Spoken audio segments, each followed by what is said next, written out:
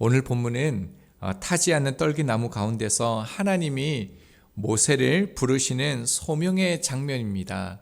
이것이 우리에게요 참 중요하고 은혜가 되어지는 본문입니다. 왜냐하면 하나님께서 모세와 같이 우리를 부르시기 때문입니다. 또 하나는요, 저희의 모습이 그 당시에 이스라엘 백성과 같은 현실에 놓여 있기 때문에 그렇습니다. 출애굽기는 출애굽을 했지만 아직 가나안에 들어가지 못한 이스라엘 백성들에게 했던 모세의 설교입니다. 저희들도 동일하게 출애굽했습니다. 저희도 구원을 받았습니다. 그러나 아직 하늘나라가 아닌 이스라엘 백성들과 같은 이 땅이기 때문에 저희들에게 참 중요한 본문입니다. 자, 1절을 보면요, 모세가 장인의 양떼를 이끌고 광야를 지나 호렙이라 부르는 하나님의 산에 도착했다라고 말하고 있습니다. 호렙산은 지금 정확하게 지리적으로 어디인지 알 수 없는 곳입니다.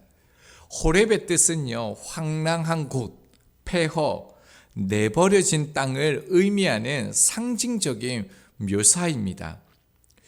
모세가 지금 호렙산에 있습니다.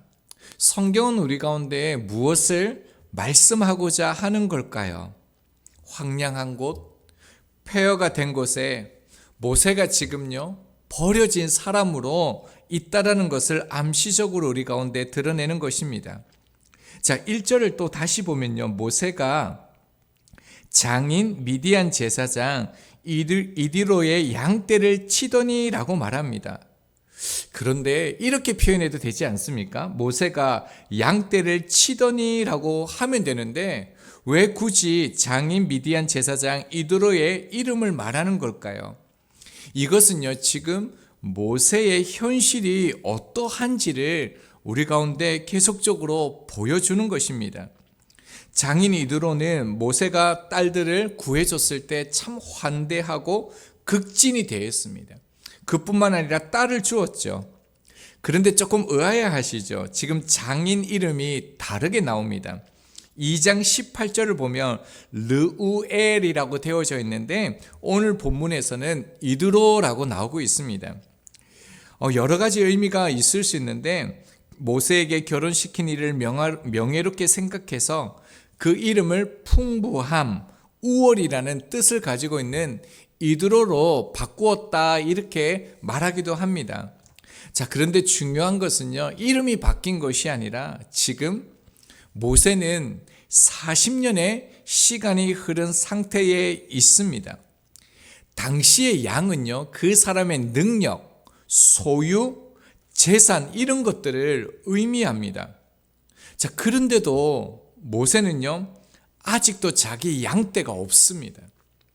장인 이드로의 양떼를 지키는 일을 하고 있다라는 것을 우리가 볼 수 있습니다. 모세의 처지는요, 이러합니다. 바로의 왕자였던 그가 지금은 양을 치는 목자이고요, 모든 것을 가졌던 그가 지금은요, 남의 양을 치는 종이 되었고요, 힘과 권력으로 사람을 쳐 죽일 수 있었던 그는 지금요, 자기 삶에 주도권이 하나도 남지 않는 그런 상태입니다. 이런 모세의 삶이 어떠하겠습니까? 모든 과거는 다 잊었습니다. 그냥 그렇게 사는 것입니다. 시간이 흘러가는 대로 그렇게 살고 있는 것입니다. 이런 모세에게 하나님이 찾아오셨습니다. 뭐라고 표현합니까? 하나님의 산 호렙의 이름에. 출애굽기는요, 모세가 기록했습니다.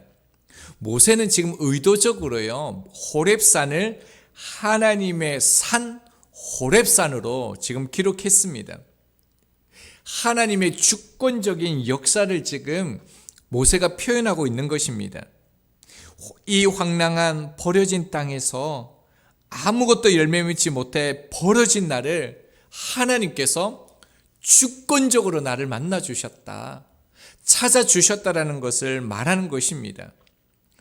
광야의 평범한 산, 아무도 찾지 않는 호렙산에 수식어가 붙어서 하나님의 산이 된 것처럼 모세에게도 수식어가 붙어서요, 하나님의 사람 모세가 됩니다.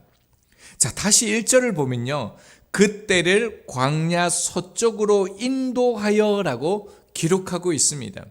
인도하여, 이 단어는요, 소나 양떼, 가축을 목적으로 해서 그것을 인도하다라는 의미도 있습니다. 그런데 이 인도하다라는 이 단어가 사람을 목적으로 취할 때는요, 사람을 인도하다, 사람을 이끌다라는 뜻으로 사용되어집니다.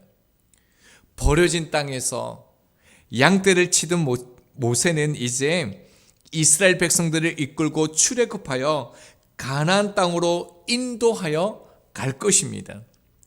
양치는 목자에서 사람을 치는 목자가 되리라는 사실을 보여주는 것입니다. 예수님도 제자들을 부르실 때 이렇게 그들을 부르셨습니다.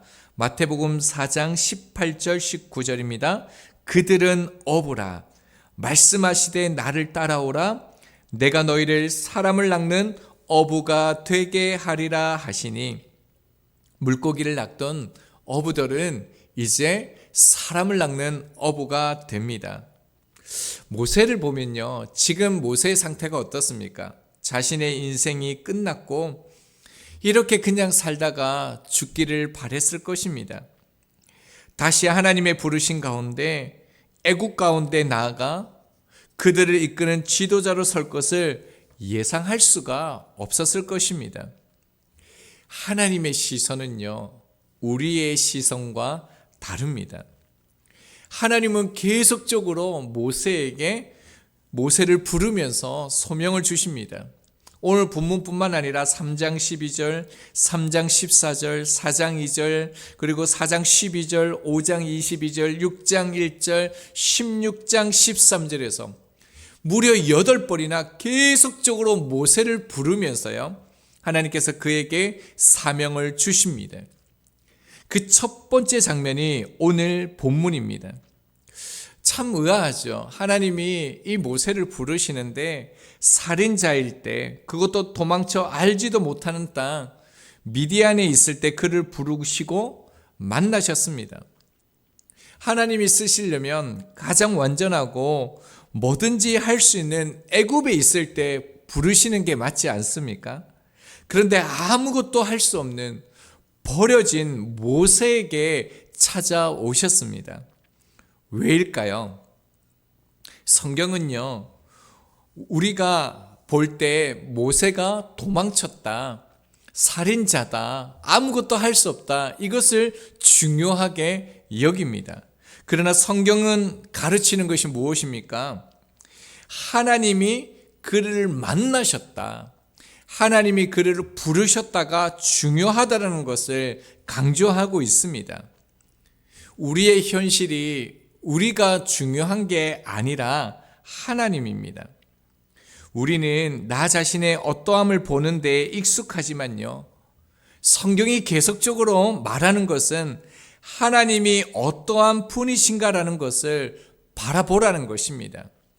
하나님이 만나시지 못하는 사람, 장소는 없습니다. 이제 2절부터 4절에서 모세는요, 떨기나무 가운데 나타나신 이 하나님의 음성을 듣습니다. 2절입니다. 여호와의 사자가 떨기나무 가운데서로부터 나오는 불꽃 안에서 그에게 나타나시니라. 그가 보니 떨기나무에 불이 붙었으나 그 떨기나무가 사라지지 아니하는지라. 여호와의 사자라고 말씀합니다. 여호와의 사자가 지금 모세 앞에 서 있습니다. 4절에서는요, 이 여호와의 사자가 여호와라고 표현되어집니다. 여호와 하나님을 뜻하는 거죠. 불은요, 하나님의 현현의 상징으로 앞으로 계속적으로 나타납니다. 이 떨기나무는 광야에서 흔히 볼 수 있는 관목류인데 가시덤불입니다. 가시떨기나무에 불이 붙으나 금방 사라집니다.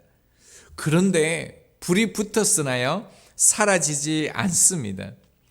이 장면을 통해서 성경은 우리 가운데 하나님이 어떠한 분이신지, 어떠한 하나님이 우리를 부르시는지를 말씀합니다. 하반절에 보면요, 사라지지 아니하는지라라고 말씀합니다. 하나님께서는요, 다른 어떠한 것도 필요하지 않는 분, 다른 존재의 도움을 필요로 하지 않는 스스로 계신 분, 나는 스스로 있는 자이심을 지금 이 떨기나무를 통하여서 상징적으로 우리 가운데 보여주고 있는 것입니다. 이 신비한 광경에요, 모세는 가까이 나가 보려고 합니다. 3절입니다. 이에 모세가 이르되 내가 돌이켜 가서 이 큰 광경을 보리라.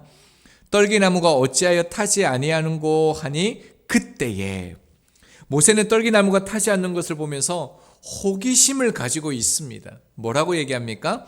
이 큰 광경을 보리라. 이 놀라운 장면 속에서도요, 모세는 전혀 하나님의 임재에 대해서 발견하지 못합니다. 어쩌면은 이 모세가 하나님의 임재에 대해서 경험이 없는 것 같아 보이기도 합니다. 이때 하나님이 모세를 부르십니다. 4절입니다. 여호와께서 그가 보려고 돌이켜 오는 것을 보신지라. 하나님이 떨기나무 가운데서 그를 불러 이르시되 모세야 모세야 하시매 그가 이르되 내가 여기 있나이다. 하나님께서 모세를 부르실 때 모세야 하지 않으시고 모세야 모세야 라고 부르셨습니다. 이 장면은요, 창세기 22장 11절에 아브라함을 불렀을 때도 동일합니다. 아브라함아 아브라함아 두 번 반복해서 불렀습니다. 하나님께서 그 사람의 이름을 두 번 불렀다라는 것은요, 사랑 그리고 진실의 부르심이라는 겁니다. 인격적으로 그를 부르시고 만나셨다라는 의미가 있습니다. 자, 이런 하나님의 말씀에 모세는 내가 여기 있나 대답합니다. 5절입니다. 하나님이 이르시되 이리로 가까이 오지 말라. 내가 선 곳은 거룩한 땅이니 내 발에서 신을 벗으라. 네가 선 곳은 거룩한 땅이니 신발을 벗으라 라고 말씀합니다. 자, 이 임재의 사건은요, 앞으로 여호수아에게도 동일하게 경험했던 사건입니다. 여호수아 5장 15절입니다. 여호와의 군대 대장이 여호수아에게 이르되 내 발에서 신을 벗으라. 내가 선 곳은 거룩하니라. 여러분, 하나님의 부르심 앞에서요, 모세도요, 여호수아도 하나님의 임재를 경험합니다. 그리고 성경의 인물들이 이 하나님의 부르심 앞에 하나님의 임재를 경험하는 것을 우리가 만나게 되어집니다. 이 부르심은 너무 중요합니다. 왜냐하면 하나님의 부르심 안에는요, 소명을 위한 일만이 아니기 때문입니다. 그리고 하나님의 부르심은 우리를 쓰시기 위해서 부르시는 것만이 아니기 때문입니다. 여러분, 참 흥분되는 것이 무엇인지 아십니까? 우리가 하나님의 부르심 앞에 서 있다라는 것은 먼저 하나님의 거룩한 임재를 경험케 한다라는 것이 전제되어지기 때문입니다. 하나님의 부르심 앞에 서는 사람은 하나님의 거룩한 임재를 경험합니다. 그리고 그 하나님의 거룩을 경험하면요, 자신의 신을 벗습니다. 자신의 신을 벗는다는 것은 하나님 앞에 저는 당신의 종입니다.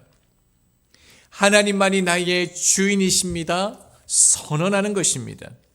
종은 스스로의 선택과 결정이 없습니다. 즉, 이 신발을 벗는다는 것은 하나님의 질서와 명령에 걸어간다는 것입니다. 다른 어떤 소리에도, 다른 어떤 명령에도 그 길을 선택하지 않겠다라는 것이죠. 그뿐만 아니라 하나님의 통치와 나라 안에 들어간다라는 겁니다. 이제 나의 삶은 세상에 있지 아니하고 하나님의 나라를 향하여 나아갑니다. 이 의미가 하나님의 그 거룩을 임재하는 그 신을 벗는 자들의 삶이라는 것입니다. 그리고 이렇게 하나님께서 말씀합니다. 6절입니다. 또 이르시되 나는 내 조상의 하나님이니 아브라함의 하나님, 이삭의 하나님, 야곱의 하나님이니라. 모세가 하나님 배우기를 두려워하여 얼굴을 가리매. 앞서 보았던 것처럼 언약의 하나님이신 것을 말씀하고 있습니다. 하나님은 이제 언약을 먼저 선포하심으로 모세에게 사명을 맡기고자 하십니다. 이제 말씀을 적용하겠습니다. 양치는 일은요, 당시에 아주 평범한 일입니다. 그러니까 모세에게 평범한 일상이었다는 것을 알 수 있습니다. 여러분, 그런 일상 속에서 여호와의 사자, 스스로 계신 자가 모세를요 기다리고 계셨습니다. 2절의 여호와의 사자는 자세히 설명드릴 수는 없지만 이 말라크라는 이 단어는요, 칼빈이나 많은 복음주의 학자들이요 예수 그리스도로 봅니다. 말라기 3장 1절입니다. 만군의 여호와가 이르노라, 보라 내가 내 사자를 보내리니 그가 내 앞에서 길을 준비할 것이요 또 너희가 구하는 바 주가 갑자기 그의 성전에 임하시리니 곧 너희가 사모하는 바 언약의 사자가 임하실 것이라. 언약의 사자, 이 말라크는요 우리가 그토록 바라는 구원자 예수 그리스도를 말합니다. 지금 모세가 왜 서쪽으로 양떼를 이끌고 갔는지, 그 황량한 땅 광야로 나아갔는지 성경은 우리 가운데 알려주지 않습니다. 왜 그때에 모세가 그 일상 가운데 거기 있는지 알 수 없습니다. 그러나 분명한 것은요, 그 황량한 곳, 버려진 땅, 홀로 된 것처럼 여겨진 그 일상의 그곳에서요, 말라크 여호와의 사자가 모세를 기다리고 계셨고요, 그를 부르셨다라는 겁니다. 모세는 그의 일상 속에서 펼쳐질 그 하나님의 임재와 부르심을 전혀 알지 못했습니다. 아니요, 아무 기대조차 할 수 없는 그런 처지였습니다. 그냥 그렇게 삶을 살아간 것입니다. 평범한 일상 속에서 주어졌기 때문에 그냥 그렇게 일을 한 것입니다. 그런데 그곳에서 여호와의 사자인 예수 그리스도를 만나게 됩니다. 때때로 우리는요, 신앙생활과 우리의 일상이 분리된 것처럼 여길 때가 참 많습니다. 우리는 기도할 때, 찬양할 때, 예배할 때 하나님께서 우리를 만나 주시고 우리 가운데 함께 하신다라고 생각합니다. 그것이 틀린 말은 아니지만 그렇다고요, 맞는 말도 아닙니다. 기도하고 찬양하고 예배할 때 우리를 만나 주시지만요, 일상 속에서 우리를 기다리시고 부르시는 그 하나님을 우리가 믿어야 합니다. 우리의 삶에, 우리의 일상에 예수님과 함께하면 어떤 일이 일어나겠습니까? 5절에요, 내 선 곳은 거룩한 땅이니 라고 말씀하시죠. 공간을요, 하나님께서 처음으로 거룩하다라고 말씀하셨습니다. 거룩한 장소는 따로 정해져 있는 것이 아니라 하나님이 그 속에 계시기 때문에 거룩한 땅이 되는 것입니다. 하나님의 임재가 있는 사람은요, 거룩한 백성이 되는 것입니다. 거룩한 땅, 거룩한 백성에게 어떤 일이 일어납니까? 성경은 이렇게 말합니다. 다니엘 3장 25절입니다. 왕이 또 말하여 이르되 내가 보니 결박되지 아니한 네 사람이 불 가운데로 다니는데 상하지도 아니하고 그 넷째의 모양은 신들의 아들과 같도다 하고, 느부갓네살 왕의 명령을 어겨서 사드락과 메삭과 아벳느고가 풀문불에 들어가죠. 던지는 사람이 죽습니다. 당연히 이 사드락과 메삭과 아벳느고를 묶고 있는 밧줄도 다 탑니다. 그런데 여러분, 왜 사드락과 메삭과 아벳느고는 타지 않습니까? 성경을 보면요, 네 사람이 불 가운데 다녔다라고 말합니다. 한 사람은 누구입니까? 말라크, 여호와의 사자, 예수님이 함께 하시기 때문입니다. 우리의 일상은 예측할 수 없는 수많은 일상의 변수가 있습니다. 그러나 나를 기다리시고 만나시길 원하시는 예수님에게는 변수가 없습니다. 오늘 평범한 일상이 또한 우리 가운데 주어졌지만 모세처럼 나를 기다리시고 부르시는 예수님을 만나는 저희가 되어서요, 저희들도 하나님의 언약의 말씀대로 불 가운데로 다니는데도 상하지 아니하는 그런 비범한 일상이 되어지는 우리의 삶이 되기를 소망합니다.